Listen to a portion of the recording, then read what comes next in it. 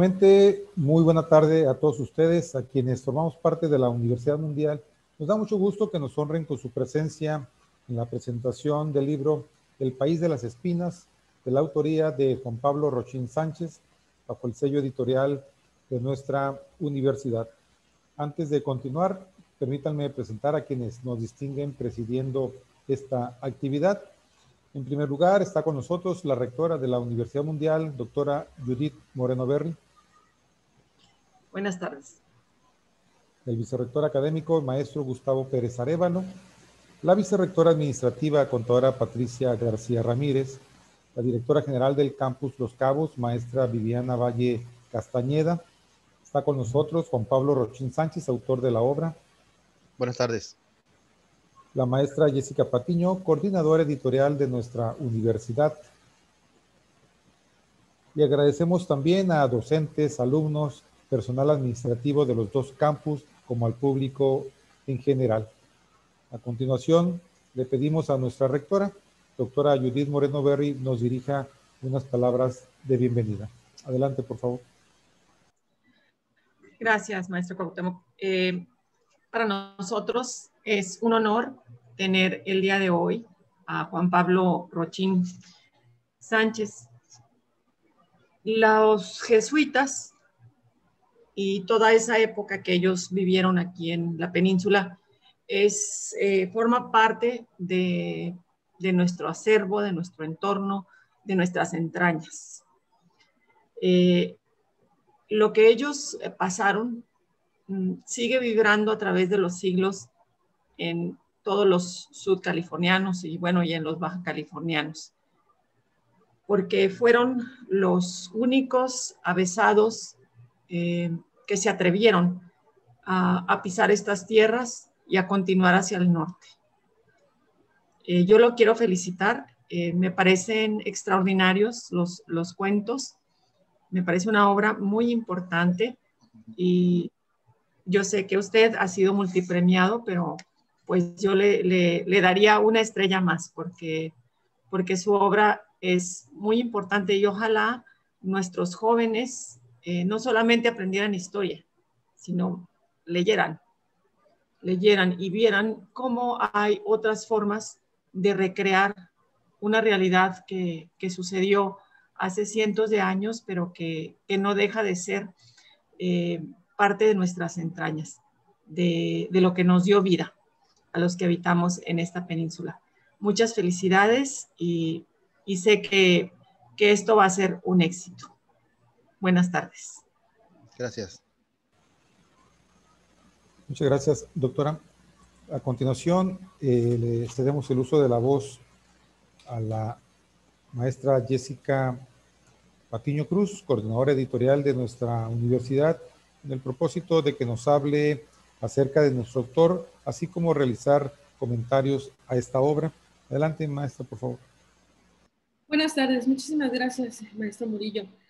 Juan Pablo Rochín Sánchez nació el 5 de mayo de 1977 en la ciudad de La Paz, Baja California Sur, México. Se licenció en Lengua y Literatura por la UAPS, con la tesis El cuento brevísimo, La cucaracha soñadora y La oveja negra, fábulas de Augusto Monterrosa. Es autor de libros de relatos, poesía, ensayo y novela. Ha sido galardonado con el Premio Estatal de Cuento Todos Santos 2007, así como el Premio Estatal Subcaliforniano Ciudad de La Paz 2006 con el rubro de ensayo y el Premio Regional de Cuentos 2007. Obtuvo mención honorífica en el Premio Nacional de Poesía Mérida 2011, obtuvo el Premio Nacional de Juegos Florales Carnaval La Paz 2013 y 2015, Premio Estatal de Poesía 2016, el Premio Regional de Poesía del Noreste del 2015, es autor de los libros El anarquista roto, minificciones Es el dedo en la llaga, La mosca que ronda el plato, El cuento brevísimo, El quemadero, Carencia y búsqueda, cuentística latinoamericana, El hombre de las manos de nube, Cuentos vagabundos, es mediador voluntario de salas de lectura y miembro activo del Cine Club Vagamundos, Sus obras más recientes son los libros de poesía El perro es ahora el señor de la casa, La tumba del poeta y La casa con olor a tiner. Actualmente publicará el libro El país de las espinas, una antología de cuentos que recrean la vida de los antiguos californios, y se encuentra trabajando en su novela El hombre de la lira. El país de las espinas está inspirado en esta región peninsular. La ficción que se desarrolla en la obra se ubica en la antigua California, en este territorio que se nombra como el país de las espinas. Es interesante que en cada capítulo la epígrafe nos lleve a imaginar el espacio y el ambiente de la narración, conociendo a los personajes y reconociendo algo de nosotros en ellos. El escritor creó un ambiente literario original que describe en su relato el valor de la historia de Baja California Sur y las condiciones agrestes que viven sus habitantes. El autor ve y revive el mundo misional con unitaria coherencia de inspiración entre el criterio de su visión en la armonía y la exaltación evocativa de las tradiciones y las costumbres de la época. Dichas costumbres están encerradas en el misterio de nuestras vivencias cotidianas. En 7 capítulos nos muestra el panorama de una vida misional. La fundación mitológica, Ángel, el mayordomo español, Testamento, la Picota, la India Loreta y la declaración de Hilario son las narraciones que dan forma a su universo ficcional. Nosotros, herederos de todo esto, miramos el pasado como un cofre en donde se pueden sacar inagotables motivos de vida. Para el lector prudente, las mejores páginas son las que basan en evocaciones descriptivas, psicológicas y poéticas, que hacen revivir magistralmente algunos típicos momentos y actitudes de la época. Tal es el capítulo de Ángel y la visión de los misioneros Ángel y Gabriel, que deben evangelizar a los indios con una fe que día a día van perdiendo con los miedos y la incertidumbre de un futuro corrompido por las necesidades humanas. El autor da muestra de un manejo experimentado de recursos narrativos que construyen una obra compleja en diversos sentidos. Por ejemplo, los personajes y el uso del lenguaje de los mismos. Rochin escribió esta obra sustentándola en personajes elementales que recrean la época, los misioneros, los soldados, los indios, representando estereotipos que van dando forma a diversos temas, como son la injusticia, la religión y lo pagano, las leyes de los hombres, las leyes de la naturaleza. El lector entonces se mantendrá en la lectura para conocer un desenlace o el desenlace sobre la historia de los personajes. La moral de los nativos, la nueva moral de los extranjeros, dos visiones que no logran equilibrar a los personajes. La muerte y la traición acechan a los habitantes como la sequía y el calor asfixiante que se narra en la historia. Pretender que la antología de cuentos que puedan otorgar información fidedigna, como si se tratara de una lección de ciencia, de historia, es caer en un engaño. La verdadera experiencia del país de las espinas radica en la posibilidad de reflexionar acerca de otras vidas y de sus implicaciones. Que el lector sea por momentos los personajes que forman parte de esa historia. Los relatos, al ser un círculo cerrado, permiten que el lector pueda reflexionar en su totalidad y carga de significaciones. En este sentido, El país de las espinas es un alegato sobre la vida. Su autor está consciente de este proceso. Las historias tienen una tensión y desarrollan un repaso de ciertas condiciones vitales del hombre. Es un ejercicio que mantiene al lector alerta, atento ante la información. Poco a poco el narrador otorga a través de las páginas. Leer la obra de Rochin es un proceso de conocimiento de un tiempo histórico perdido en narraciones lejanas. En ese sentido es un ejercicio intelectual, en realidad, la recreación de un pasado posible. El país de las espinas podría ser como género un cuento largo, tejido de varios relatos, o una serie de relatos que entrelazan personajes, o una novela corta con su unidad de impresión en la descripción de el ambiente que llega a ser una personificación ante los hechos relatados. Juan Pablo Rochin, como creativo, nos regala un espacio de exploración conceptual en una obra que demuestra su ingenio y su talento. Muchas gracias.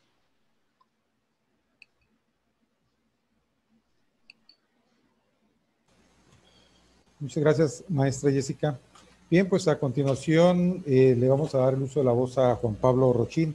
Antes de cederle el uso de la voz, quisiera nada más comentar que después de las intervenciones vamos a aprovechar unos minutos para recibir sus preguntas o comentarios, Claro los que sí. cuales nos pueden hacer llegar a través del espacio del chat que se encuentra en la barra ubicada en la parte inferior de su pantalla.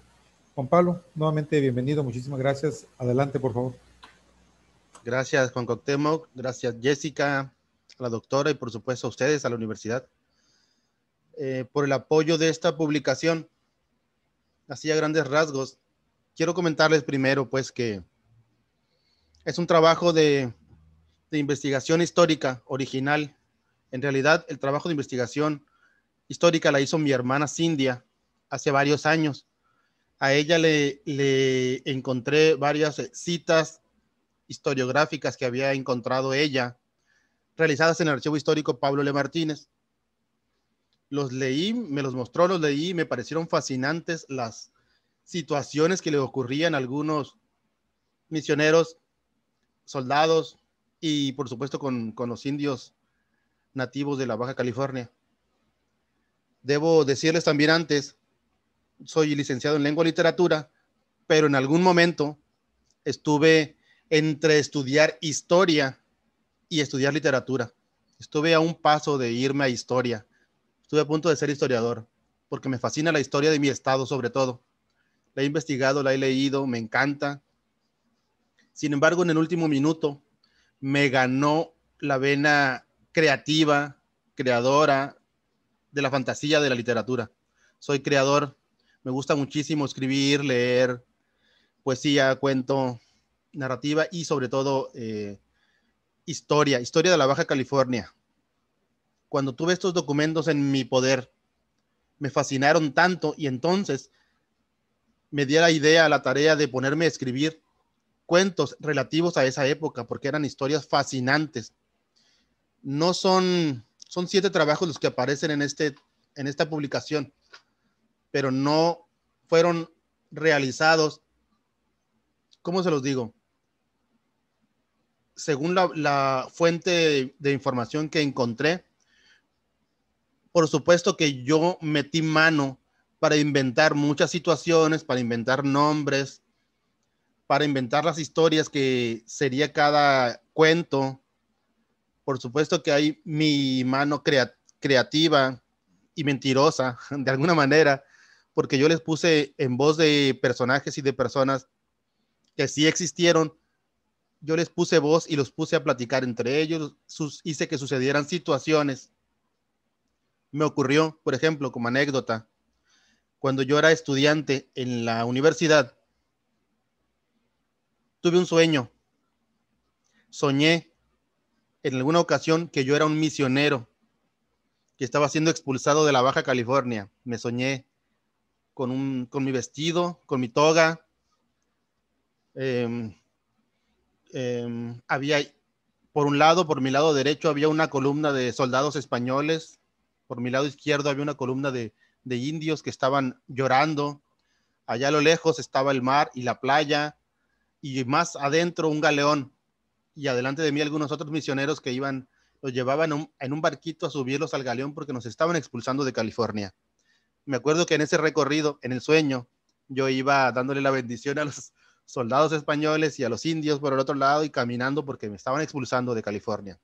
Y eso lo soñé mucho antes de haber escrito estos trabajos. Gracias a ese gusto y amor por mi Baja California, después cuando tuve acceso a esta información del archivo histórico, digamos que de alguna manera, antes yo escribía por mera inspiración, pero en esta ocasión para el País de las Espinas, ya con la información a la mano, lo que me planteé fue escribir una novela muy objetiva, sin inventar demasiado, basándome en hechos, no por inspiración, es decir, con la cabeza fría, como se dice a veces. Y me solté escribiendo varios trabajos, me gustaron por supuesto bastantes. Les comento muy brevemente más o menos el contenido de cada uno. El primer texto se llama Fundación Mitológica. Este en realidad no está basado en la época jesuita, sino un poco en la mitología y en la creación de la atmósfera mitológica, vaya, de los antiguos californios, de cómo veían ellos la creación del universo. Y es un cuento muy breve. Con ese abro, y es necesario abrir con eso, con la fundación mitológica. Otro aspecto importante de esta publicación es el título. Se llama El País de las Espinas. ¿Por qué creen ustedes? Por eso mismo, porque nuestro estado ha sido siempre, bueno, desde que nosotros los seres humanos lo conocemos, un país de espinas. Los antiguos californios y los soldados y misioneros llamaban a este lugar una nación, o bien un país. Quien lo nombró el País de las Espinas fue otro misionero jesuita alemán, Juan Jacobo Beger. Él, en una descripción, después de que lo expulsan de la Baja California y de América, en Alemania, por allá, escribe sus memorias sobre las historias y noticias de la Baja California, y entre sus visión espantosa de lo que ocurría en la Baja California, decía que había miles, millones de espinas. Incluso hay un fragmento por ahí de su publicación donde se pone a contar las espinas de un solo arbusto y encuentra no sé qué tanta cantidad de espinas, ¿no? Cientos de miles. Y lo multiplica por 1 metro cuadrado y después por 1 hectárea, etcétera, etcétera, etcétera. Y lo que encuentra son cientos de miles de millones de espinas en nuestra nación, el País de las Espinas. De ahí tomé el título, no es inventado. De ahí tomé el título. El segundo cuento, bueno, claro, quiero declarar que el trabajo en general, cuando lo inicié, lo pensé como una novela, es decir, como los mismos personajes que aparecieran de principio a fin, y una especie de novela, no cuentos aislados, sino una novela. Iban a aparecer todos los personajes en los diferentes cuentos, iban a tener interacción, y sí logré un poco eso, que los personajes aparecieran en otros de los mismos cuentos. Sin embargo, yo soy cuentista, me ganó el gusto y la vena del cuentista que soy, que he sido. Cada uno de los capítulos es en realidad un cuento en sí mismo, un círculo, tiene un inicio, desarrollo, un clímax y un final, cada cuento. Y no es, alguien podría decirlo por ahí que es una novela breve, una novela corta, una novela historiográfica. Sí, tiene ese sesgo inicial, pero en realidad cada capítulo por sí solo tiene su propio universo de significados. Son cuentos independientes, se puede sacar uno, leerse aparte y lo pueden comprender perfectamente sin haber leído los otros capítulos de este mismo librito. El segundo texto se llama Ángel y este hace referencia a este ataque que sufrieron en algún momento algunos misioneros, sobre todo en el sur de la península, con los pericúes, San José, en aquellas misiones de allá, un ataque con flechas que subieron algunos misioneros y que algunos perdieron la vida. Ese cuento hace referencia a eso. Pero desde el punto de vista religioso, uno de los personajes, un misionero, se llama Ángel. En este cuento, este ángel, al recibir una de las flechas de los indios pericúes, empieza a ascender, a volar, porque es un ángel, según yo. El siguiente texto se llama Un mayordomo español. Aquí narro la historia de viaje de un personaje ficticio que llega a la Baja California, primero pues como soldado, después ya un poco más viejo, renuncia como soldado y queda a cargo. Los misioneros españoles tenían mayordomos a su cargo, entre ellos a veces soldados o a veces también algunos indios. En este caso es un mayordomo español, pero este mayordomo que llega y se queda con uno de los padres en una misión es un poco pícaro. Le gusta hacer algunas averías, tranzas, incluso al mismo padre le quiere vender un caballo que era propiedad del mismo padre, pero que días antes se lo había robado el mismo mayordomo. El siguiente texto se llama testamento.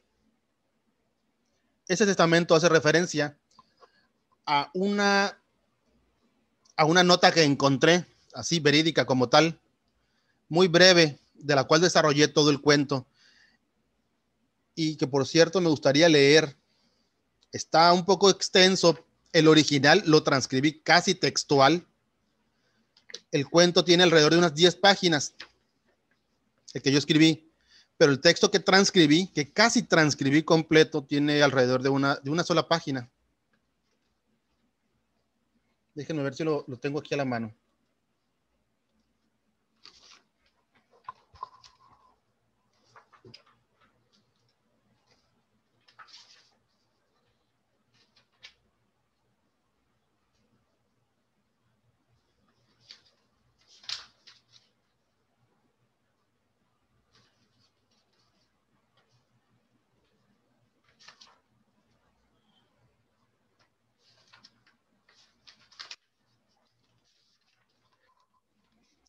Perdón.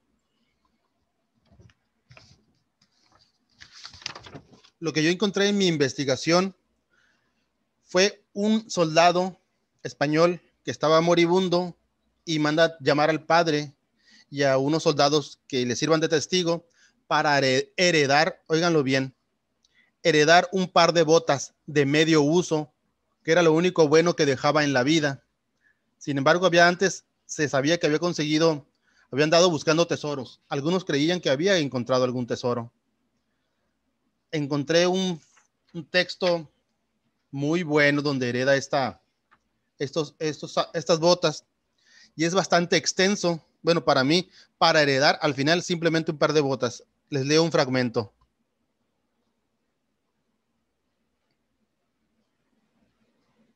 Del testamento. En el nombre de Dios, nuestro Señor Todopoderoso, empezó a dictar el moribundo.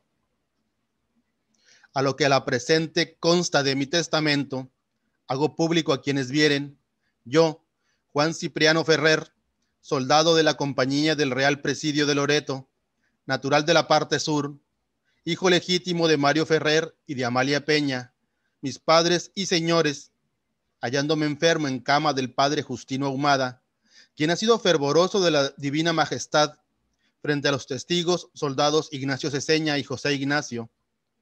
Digo que en mi entero y cabal juicio, cumplida memoria y entendimiento natural de que hago gracias a la divina majestad, temiendo que la muerte con propensión natural a toda criatura me sorprenda sin tener mis cosas dispuestas al cargo de mi conciencia, dispongo y ordeno mi testamento confesando en él como católico y fiel cristiano el misterio de la Santísima Trinidad, Dios Padre, Dios Hijo, Dios Espíritu Santo, tres pasiones divinas y una sola esencia de la encarnación en las entrañas de María Santísima, Señora nuestra, para redimir el pecado y a mi pecador. Creo y confirmo en nuestra santa fe católica apostólica romana, bajo cuya fe y creencia he vivido y pretesto morir invocando la pasión de la sangre de nuestro Señor Jesucristo, ángel de mi guarda y de mis devociones. Es mi voluntad que cuando llegue mi fallecimiento, celebre de cuerpo presente y esté mi cuerpo enterrado donde se disponga. Es mi voluntad que se pague de mis ahorros, si me resulta alguna deuda, como que debo algunas vacas, y mis ajuares queden en beneficio a Lina Rosa, mi única hija, pues es la única pariente que me queda, y si resultara alguna deuda que yo no sepa, que se pague, como a José Estrada, que anda diciendo que le debo 14 reales, pero no me encara. Es mi voluntad, y nombro por albacea a mi teniente don José Pérez Fernández, para que cuide se cumple mi testamento, y por ser el más estimado, le dejo lo más valioso de todo cuanto falta, este par de botas medio rotas que usé cuando desenterré los doblones. Imagínense ustedes, esta larga letanía, barroquismo de la época para heredar finalmente y nada más un par de botas. El siguiente texto es inventado también en cuanto al personaje, pero no en cuanto a las circunstancias. Lo titulé La India Loreta. Es un personaje muy sui generis, una mujer adulta mayor, india, traída de Sonora para venir a trabajar en las minas o para venir a ayudar a los soldados, etcétera, etcétera. Pero que en este cuento yo inventé que está casada con otro indio, pero muy joven, más joven que ella, que está perdido de la razón. Al final la mujer termina hablando de su esposo, de lo mal que la trata, de lo mal que vive en California y de que tiene ganas de regresar a su tierra y que lo añora. Y hay un juicio al final con ella porque no los trata bien. El siguiente trabajo se llama Declaración de Hilario. Es inventado, por supuesto, pero tiene, como dije, visos historiográficos basados en hechos, en fragmentos de hechos reales que yo encontré.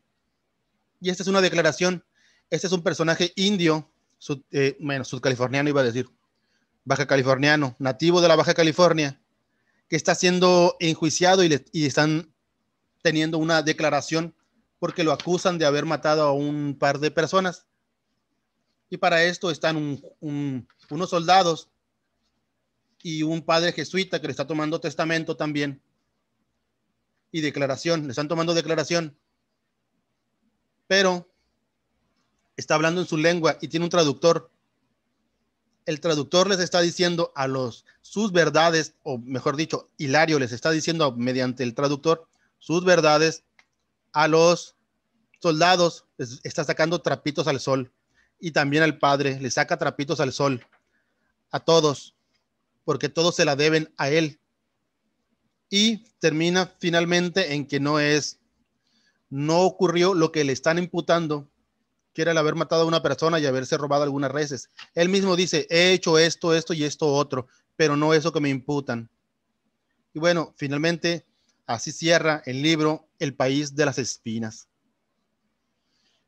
Los cuentos historiográficos del País de las Espinas que aquí se narran fueron realizados con base en un trabajo de investigación documental, cuyos datos se encuentran en el Archivo Histórico Pablo L. Martínez.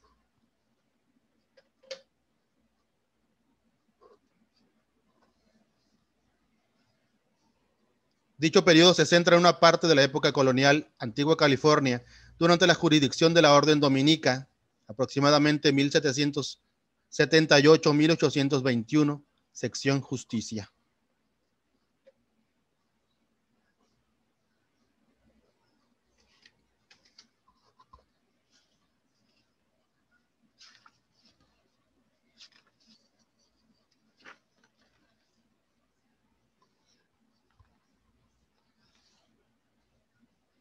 El trabajo lo dedico a mi hermana, básicamente.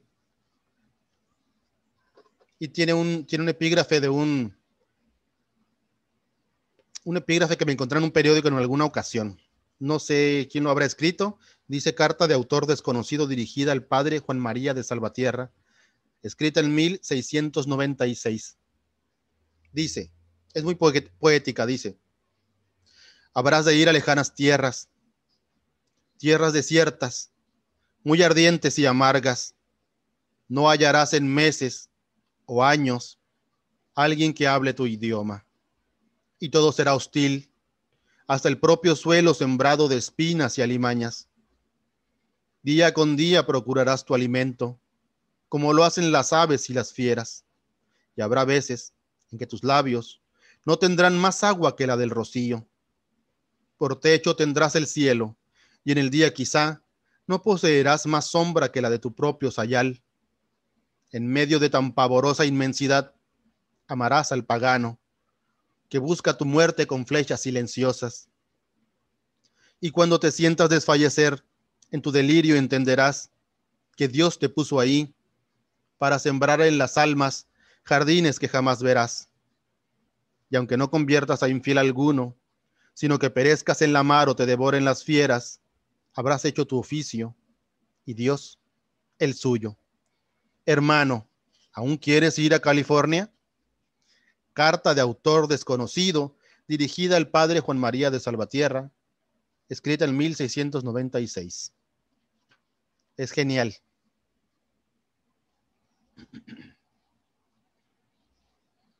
Debo decir finalmente que las historias aquí presentadas versan acerca de esa otra pasión libresca, el estudio de la historia regional, específicamente Baja California Sur y los avatares de la época colonial, soldados, misioneros y antiguos pobladores.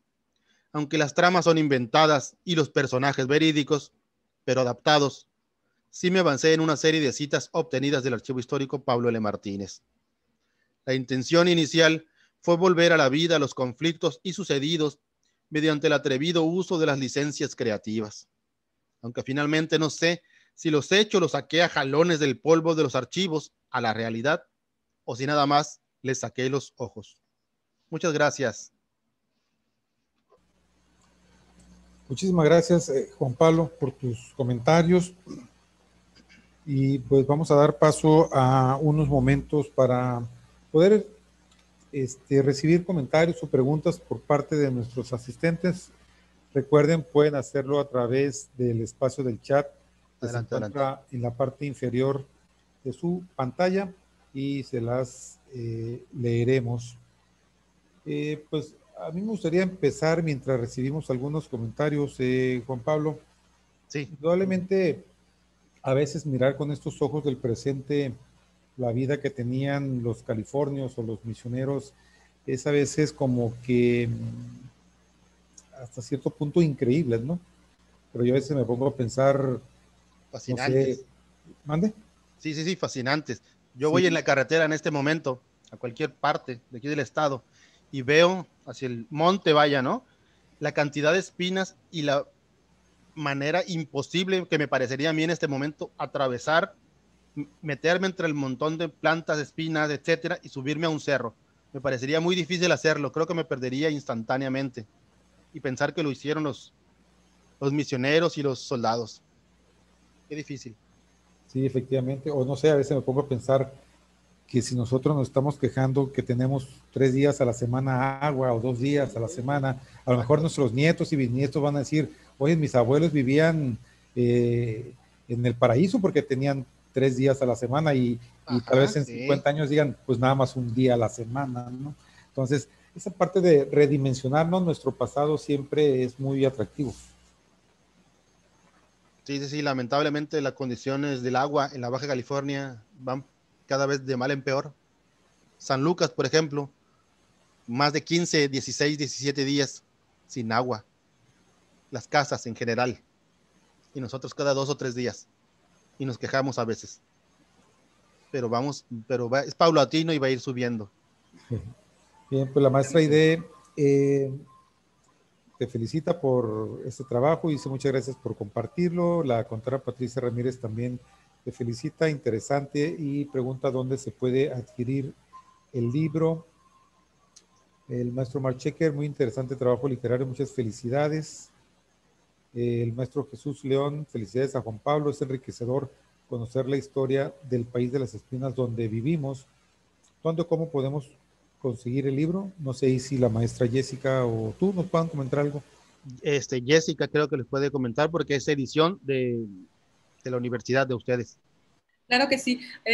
Bueno, lo que nosotros estamos ahorita realizando por las cuestiones de la pandemia, virtuales, tenemos los libros virtuales, ya tenemos el diseño del libro, la portada, que es muy interesante, la portada, ¿no? Que se ve antigua, es una situación antigua. Entonces, nosotros vamos a tomar el libro del maestro y a tenerlo en nuestro repositorio, ¿no? En nuestra biblioteca para que los estudiantes lo puedan apreciar. Y en cuanto a la situación de posible publicación impresa, estamos siempre pendientes porque realmente ahorita no tenemos ese mecanismo, ni siquiera sería sano pensar en tener impresión y que salgan las personas a obtener libros, ¿no? En el caso del maestro en particular, él tiene también accesos virtuales, ¿no? al libro. De repente en Amazon aparece obra de él. Cierto. En Amazon de repente aparece obra y ahí también podrían adquirirlo, y en algún momento nuestra comunidad va a tener el libro en acceso en línea. Y pues, como les digo, más adelante vemos qué pasa con todas nuestras ediciones, ¿no? El libro del maestro Omar, el libro del maestro Juan Pablo y otras publicaciones que vamos a tener en el futuro. Ya veríamos cómo se va a resolver. Gracias. Y además es un libro breve, me parece. Jessica, ¿me ayudarás a recordar la cantidad de páginas? Pues recuerdo más 40, o menos. 50. No, 69 tengo, pero de todas maneras sí es realmente una impresión breve. Pero tenemos la fortuna de que el maestro Juan Pablo nos dio luz verde para tenerlo de manera virtual, y de hecho a los chicos de la materia donde yo estoy impartiendo, de incluso darles el libro para que ellos ya tuvieran nociones del libro, y yo soy muy agradecida por eso. Y como siempre la doctora nos dice, pues vamos a ver cómo vamos a desarrollar nuestra situación editorial, ya que tengamos una normalidad, ¿no? Para poder pensar en físicamente tener los libros. Sí, por mi parte, Jessica, y para la escuela, están disponibles. Ustedes lo pueden distribuir de manera virtual en ebook si gustan, o en PDF, no lo sé, para sus alumnos y para los maestros o para quien quiera de fuera. Por mí no hay ningún inconveniente. Para eso Muchísimas gracias. Bien, gracias, maestra Jessica. El maestro Felipe, muchas felicidades, excelente presentación. Igual le expresan la doctora Judy Moreno, la maestra Mayra, la maestra Marlene, y la maestra Catalina le pregunta, maestro Rochín, ¿en qué momento le nació la pasión por las historias de Sud California, las cuales las expresa con mucha emoción? Desde niño. Todas las anécdotas, mi papá era una de esas personas que le gustaba muchísimo platicar, ¿cómo le dicen? Charras, anécdotas de su gente, de su familia, de sus familiares que vivían algunos en ranchos, en los poblados. De niño yo iba, por supuesto, a los ranchos también, y yo siempre estuve entre estudiar literatura y estudiar historia. En el último momento me decidí por la literatura, porque me ganó la vena creadora, artística mía.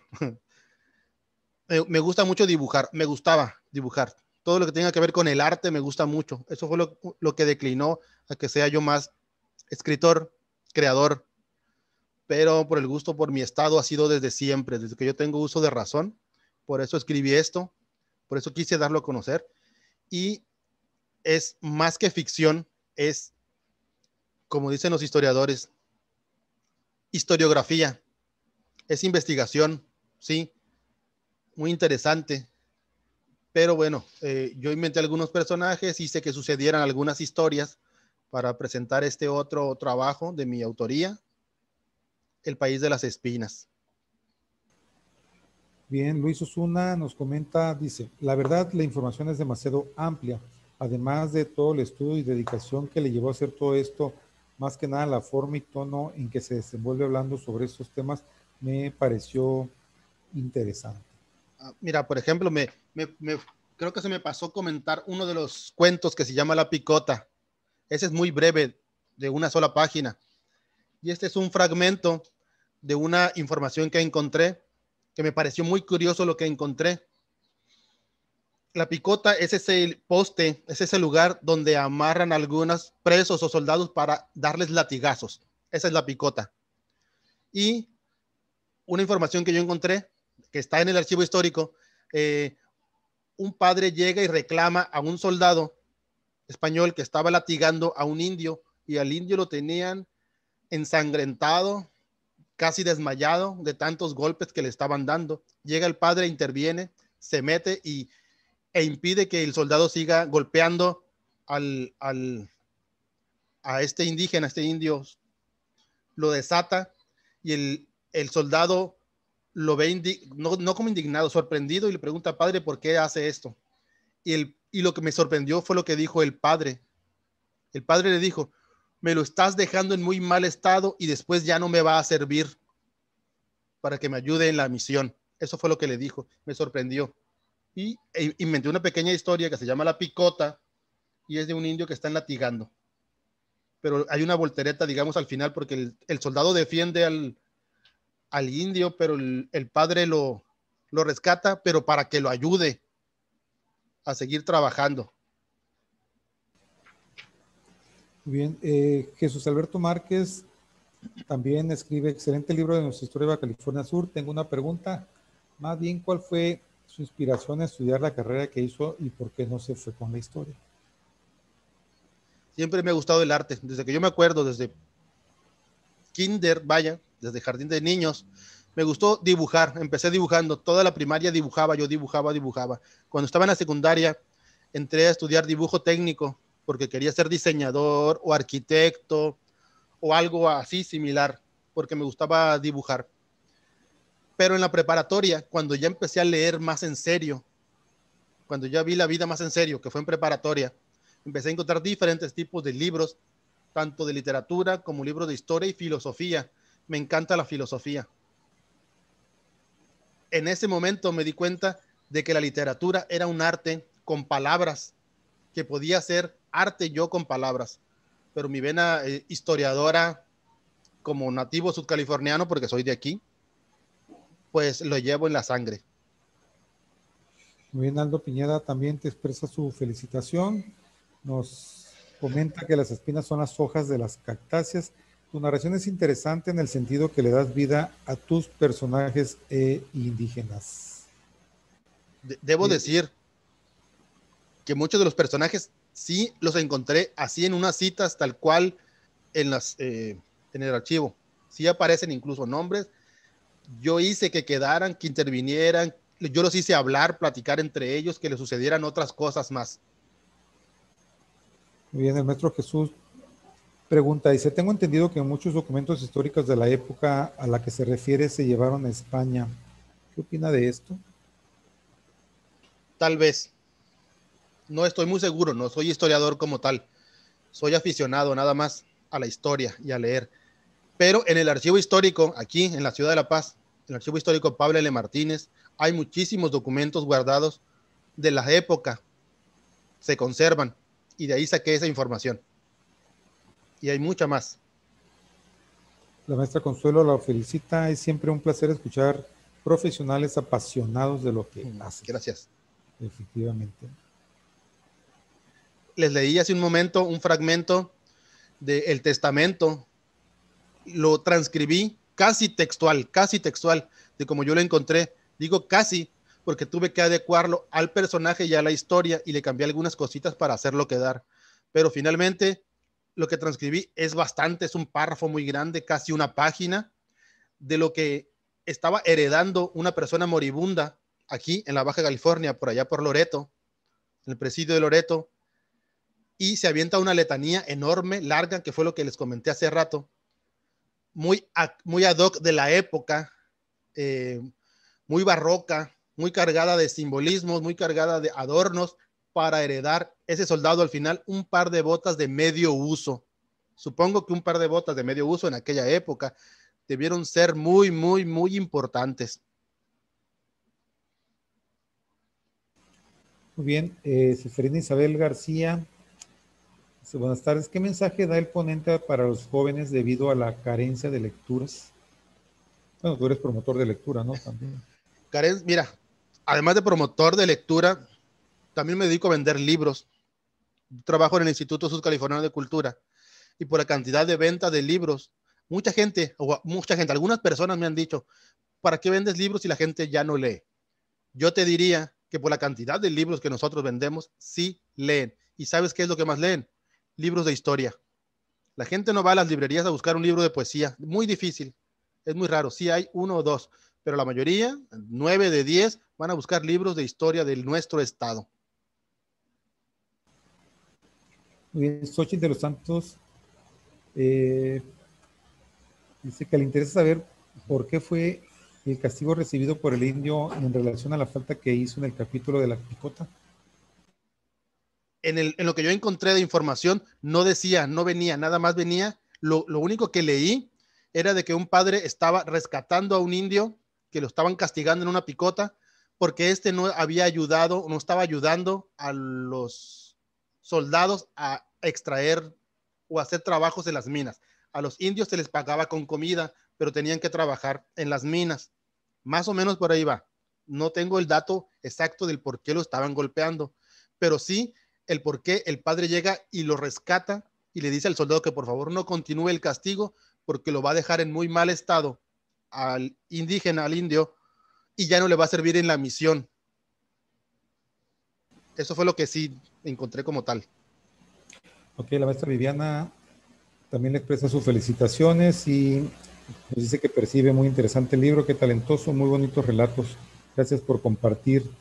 Valeria Lisset de los Santos te felicita, dice gracias por compartir y pregunta, ¿cuál de las historias que redactó considera que fue la más significativa o la que más le impresionó al estar investigando? Changos, varias. La India Loreta es muy emotiva porque es una mujer mayor, bueno, para la época, de algunos 50, 60 años yo calculo que ha de haber tenido, y estaba casada con un joven digamos de 30, a diferencia de ella, pero por ser joven se le va de la casa y hace sus correrías fuera, y la mujer no podía recibir su alimentación, su ración de comida que le daban los españoles, porque el marido no estaba en su casa, porque no estaba ayudando a trabajar en las minas. Ese es muy emotivo para mí. A mí me gustaría retomar un poquito lo que sí señalaba hace rato, creo que Valeria, y también algo que señaló nuestra rectora, ¿no?, en su intervención acerca pues de la importancia de la lectura.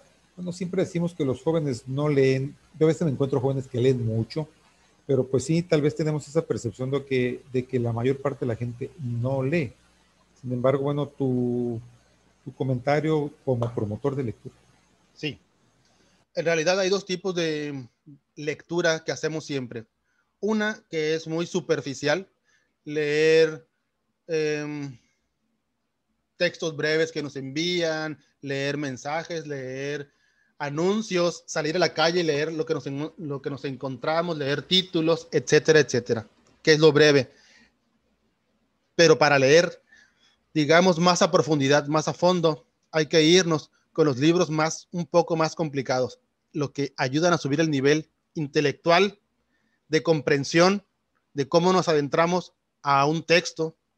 Hay ejemplos, está mal que lo vaya a decir. Hay mucha gente que dice que hay lecturas, no voy a decir nombres de los libros ni de los autores, que los libros de autoayuda no sirven mucho como lecturas. Sí sirven al principio para mí, porque son libros, porque son lecturas y son interesantes. Y algunos pueden ser literatura y atrapan lectores. Pero llega el momento y uno se da cuenta al final. A mí me sucedió muchísimo de joven, en la preparatoria sobre todo. Yo leía, por ejemplo, a una novelista que se llama Corín Tellado y a otra novelista inglesa, Agatha Christie. Me fascinaron sus libros al principio. Los seguí buscando y leyendo hasta que llegó un día, un momento en que me di cuenta de que todas sus historias eran exactamente iguales. Nada más cambiaban los nombres de los personajes. Ya sabía yo qué iba a ocurrir, ya sabía qué iba a pasar, no había más trama ni complicación. Entonces abrí los ojos y dije, ah, caray, no pasa nada más aquí, es lo mismo de todo lo demás. Y los hice a un lado. Y después seguimos buscando algunos libros que puedan ser un esfuerzo intelectual un poquito más avanzado. Y bueno, yo diría que es más por ahí. Primero tiene que ser, por supuesto, por gusto. No por leer un libro completo quiere decir que se comprenda lo que se leyó. No sé si me explico. Sí, claro. Y fíjate que ahorita que confiesas lo de Corín Tellado, pues bueno, yo también te lo voy a confesar, ¿no? Yo también empecé leyendo a Corín Tellado y es una de las autoras más leídas en España, por ejemplo, ¿no? Sí. Uno tal vez empezó a leerla en la revista Vanidades hace muchos años, ¿no? Que todavía siguen apareciendo, pero efectivamente, como tú señalas, no. Cualquier libro siempre es una buena oportunidad para empezar a leer. Como dicen siempre, el principio es lo más complicado. Y me gustaría también abordar contigo, aprovechando que estás con nosotros, esta parte, bueno, has hecho un poco de novela, el cuento y la poesía también, ¿no? Y ensayos, sí. Y el ensayo también, que has resultado premiado en prácticamente todos. ¿Cómo brincas de un género a otro? Carambas, qué buena pregunta. No lo sé. Yo digo, tiene mucho que ver lo que esté leyendo uno en ese momento. que dice, mira, estoy leyendo algo de ensayo y yo tengo algo que decir sobre la sociedad paceña, baja californiana, todosanteña o algún tema en específico. Y como estoy leyendo, por decir algo, ¿no? Gabriel Said, Alfonso Reyes o algunos autores locales, y que digo, yo tengo algo nuevo, yo tengo algo que decir sobre este tema. Y ahí es donde yo suelto lo que tengo que decir. Mis ensayos, la mayoría en realidad, son análisis de literatura, de análisis de cuentos, análisis de poemas. Esos han sido muchos de mis ensayos. Sin embargo, tengo un librito que yo titulé El anarquista roto, y no tiene nada que ver con literatura, sino como análisis filosófico de la sociedad mexicana y, por supuesto, mía, sudcaliforniana. Es un poco de crítica. Si ustedes han leído, conocen algo de Kropotkin, La moral anarquista, si conocen el manifiesto del Partido Comunista, si han leído Nietzsche, el Anticristo específicamente, esos 3 libros fueron mis 3 libros de cabecera en la preparatoria. Yo estuve en la Marcelo Rubio. En la preparatoria eran mis 3 libros de cabecera para defenderme del mundo. Yo decía, yo quiero algún día escribir algo como esto, pero no tenía la experiencia, ni las circunstancias, ni el bagaje cultural, ni las lecturas para filosofar acerca del mundo de manera literaria. Y como ensayista lo hice ya por allá en el 2010, ya después de haber pasado una carrera, una licenciatura de 4 años, una maestría de 2 años, y después de 4 años de darme de topes con la vida real, de conseguir trabajos, etcétera, etcétera, etcétera, me llegó la inspiración para escribir ese libro. Es breve, por ahí está, publicado en realidad con otro nombre, se llama El abrevadero de las ovejas. El abrevadero de las ovejas. Y son críticas filosóficas sobre la sociedad. Muy bien, pues Juan Pablo, pues muchísimas gracias por tu participación. Nos has hecho un gran honor que la universidad tenga bien editar esta obra. Y agradecemos también pues a la maestra Jessica Patiño por sus comentarios. Juan Pablo, unas palabras finales. No, pues nada, gracias por el apoyo y por la publicación, porque en realidad lo que uno busca es dar a conocer nuestros trabajos. Yo le decía a Jessica, quienes los puedan solicitar, ustedes pásenselos, no importa, o sea, no importa que no sea como venta, eso es lo de menos. Si alguien se lo solicita, se lo pueden enviar gratis, es lo de menos. El caso es darlos a conocer. Muchas gracias de nuevo. Gracias Juan Cuauhtémoc, Jessica y a la doctora Judith. Muchísimas gracias y pues agradecemos a todos ustedes que nos hayan acompañado en esta tarde. Recuerden que pueden seguir las actividades de la Universidad Mundial a través de la página web, de las redes sociales y la aplicación que contamos para dispositivos móviles y está a su disposición. Que sigan teniendo un gran día, nos vemos pronto. Hasta luego, pásenla bien. Abrazos. Hasta luego, Juan Pablo. Gracias, hasta luego, que estén bien.